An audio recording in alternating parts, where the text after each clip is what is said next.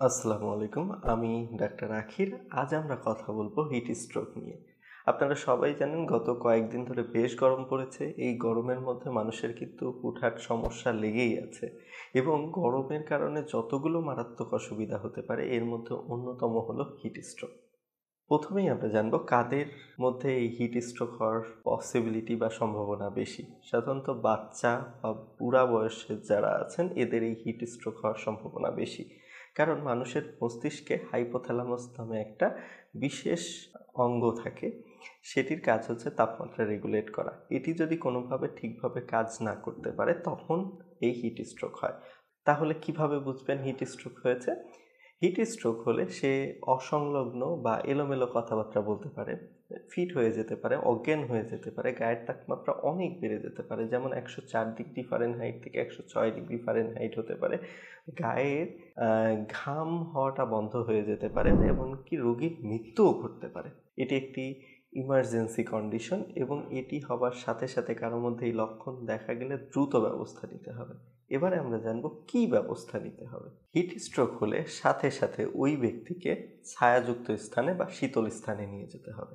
তার পরিহিত যদি খুব ভারী কাপড় থাকে তবে সেটি খুলে দিতে হবে। খুব ভালো হয় যদি আপনি ঠান্ডা পানি, বরফ শীতল পানি দিয়ে স্পঞ্জিং করতে পারেন বা গা মুছে ফেলতে পারেন। এরপরে তাকে পর্যাপ্ত পরিমাণে পানি খাওয়াতে হবে যেন ফ্লুইডের লস এটি দ্রুত সে কাভার করতে পারে। অতঃপর দ্রুত তাকে হসপিটালে নিয়ে যেতে হবে। তবে অধিকাংশ ক্ষেত্রে দেখা যায় 30 মিনিটের মধ্যেই কিন্তু রোগী সুস্থ হয়ে যেতে পারে। সেক্ষেত্রে হসপিটালে না নিলেও চলে।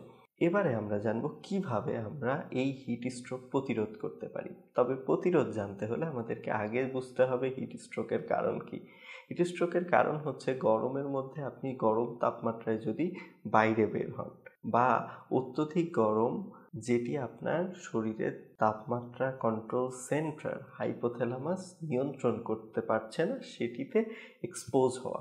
তাহলে আমাদের প্রথমেই যেটা করতে হবে প্রচুর পরিমাণে পানি খেতে হবে, যেন ঘামের মাধ্যমে বা অন্য কোনো কারণে যে পানি লস হচ্ছে সেগুলো আমরা কাভার করতে পারি।